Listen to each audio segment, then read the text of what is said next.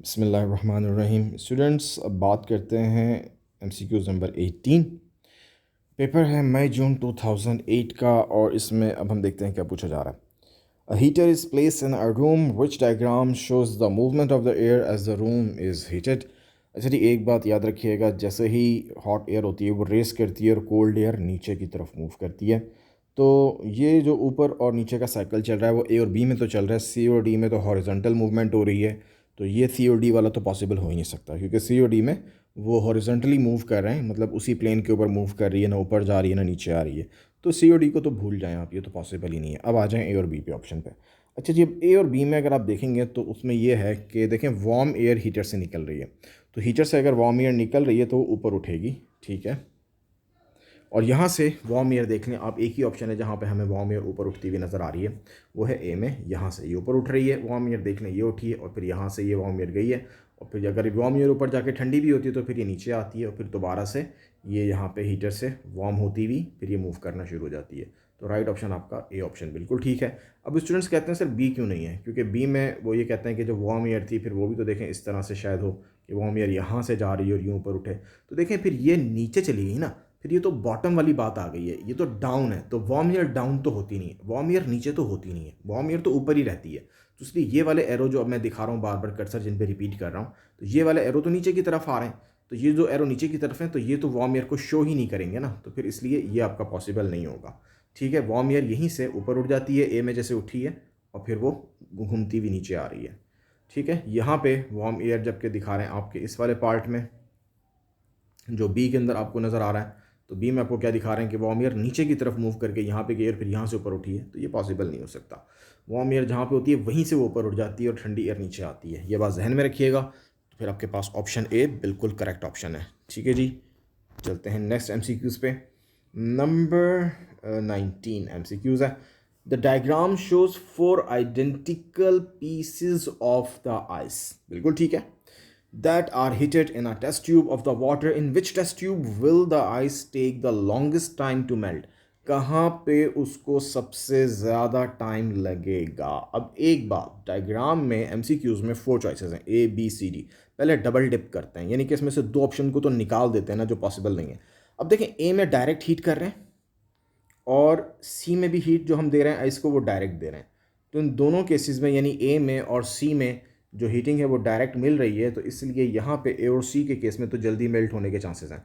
ये भी मेल्ट हो जाएगा जल्दी, यहाँ पे ये भी मेल्ट हो जाएगा। अच्छा, जहाँ पे बी में अगर आप देखते हैं, ठीक, और अगर आप जो डी में देखते हैं तो यहाँ पे जो हीट है वो डायरेक्ट नहीं मिल रही, वो इनडायरेक्ट मिल रही है। मसलन कि अगर आप दोनों के केसेस में देखेंगे तो आपको नज़र आएगा वाटर यहाँ पे हम उसको हीट दे रहे हैं और ये आपका जो आइस है वो यहाँ पर है, इनडायरेक्टली मिल रही है। और अगर आप गौर करें बी में, तो बी में भी आप देख लें आइस क्यूब को यहाँ उन्होंने केज कर दिया और यहाँ पे हीट दे रहे हैं। ठीक है, तो अब इनमें ज़्यादा टाइम कहाँ लगेगा, बी में लगेगा या डी में लगेगा? बहुत सिंपल टेक्निक है, देखें जी, डी में अगर इन दोनों में कंपेयर किया जाए ना, बी और डी में, तो डी में फिर भी जल्दी मेल्ट हो जाएगा। पूछें क्यों?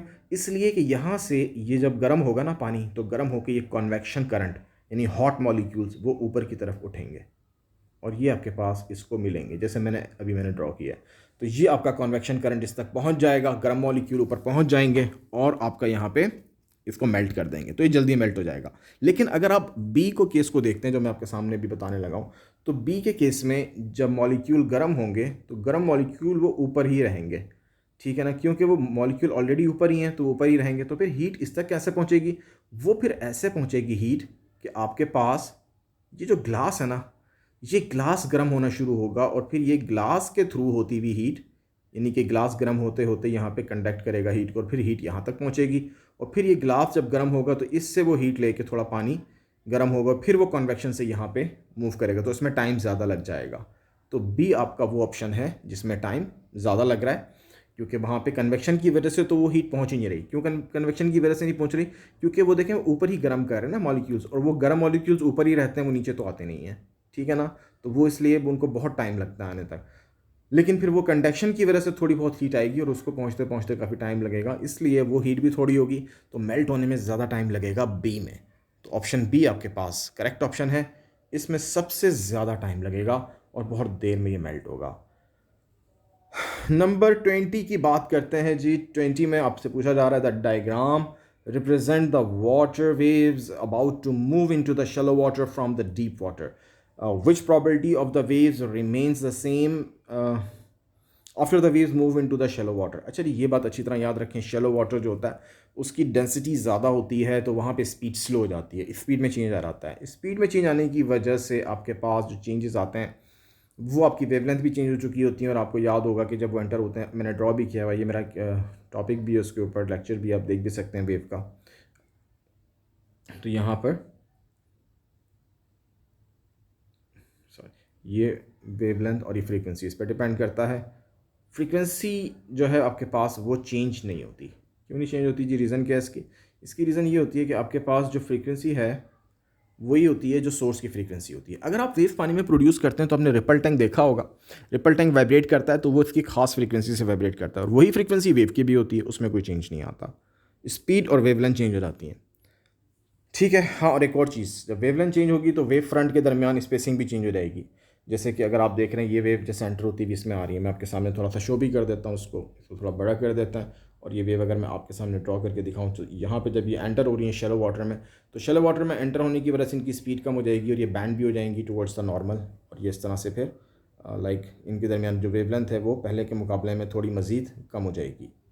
वेवलेंथ भी, ये स्पेसिंग होती है वेवलेंथ, ये वाली स्पेसिंग देख लें यहाँ पे कम हो गई है, तो वेवलेंथ भी कम हो जाएगी इसमें, आपके पास स्पीड भी कम हो जाएगी आपके पास, और इनके जो यहाँ पे हमारे पास लेकिन फ्रीक्वेंसी है उसमें कोई चेंज नहीं आएगा। तो जो ऑप्शन आप देख लें, स्पीड और वेव फ्रंट डायरेक्शन से भी चेंज होंगी, डायरेक्शन भी बिल्कुल चेंज रहेगी क्योंकि जैसे ये एंटर होता है शेलो में, ये बैंड हो जाता है टूवर्ड्स द नॉर्मल, और वेवलेंथ भी चेंज हो जाती है। तो फ्रीक्वेंसी में चेंज नहीं आएगा, तो इसका ऑप्शन ए बिल्कुल करेक्ट ऑप्शन है और ये सही ऑप्शन है इसका। Thank you guys, so nice of you.